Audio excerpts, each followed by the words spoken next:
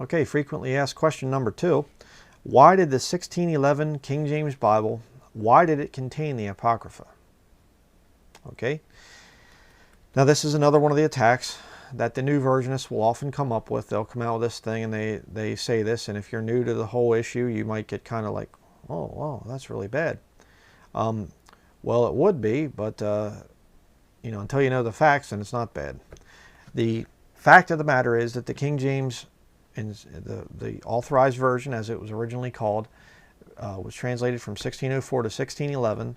And what they did is they took the apocryphal books and they put them between the Old Testament and the New Testament for their historical quality, for, just readability. People read a lot more back then than they do today. And so it was between the New Testament and the Old Testament. See, they didn't want to put them interspersed with the Old Testament like Catholic Bibles, because the reason that it's not legitimate is because there are no New Testament quotations from the apocryphal books. Nobody's saying in the New Testament, as it's written in Tobit or Judith or something like this, they're not referring back to these apocryphal books.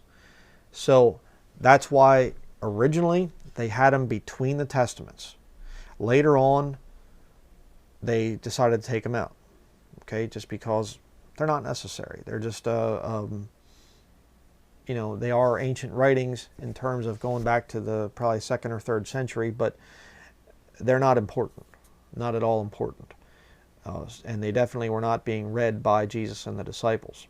But ironically, these same people that would use that to attack the King James Bible, it shows some ignorance and hypocrisy on their part.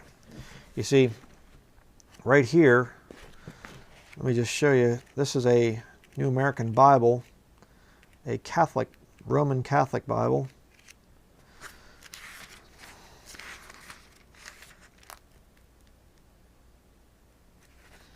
Okay, let me zoom in here. I don't have the overhead camera right now.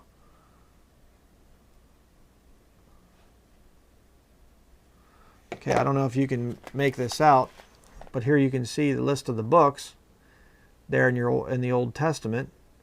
And up here you have, let me see here, the book of Sirach Ecclesiasticus, right there at my finger.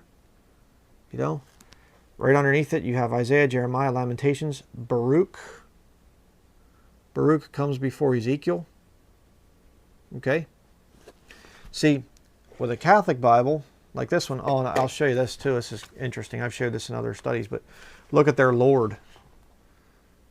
An all-seeing eye in a triangle. That's the Lord of this Catholic perversion. This New American Bible. Here, New American Bible up at the top. But a Catholic Bible like this thing will have the apocryphal books as part of the Old Testament. Okay?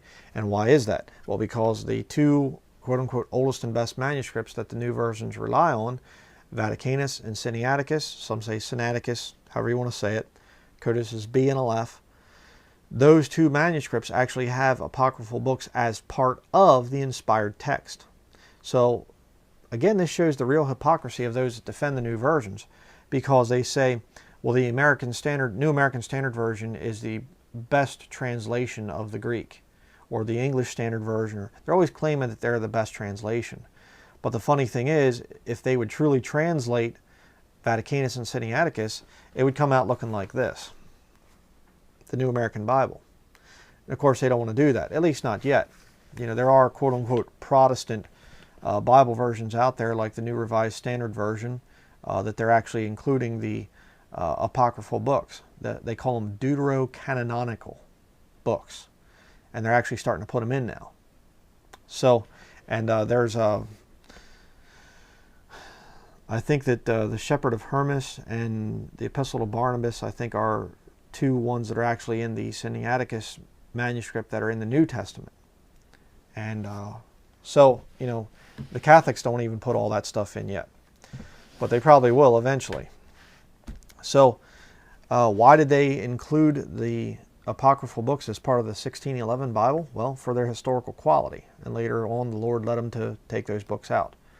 Again, not a problem for the King James Bible translators, because they were clearly saying, the apocryphal books are right here. You can read them if you want to. If not, you don't have to. But we're just putting them between the testaments, not interspersed like the Catholics do.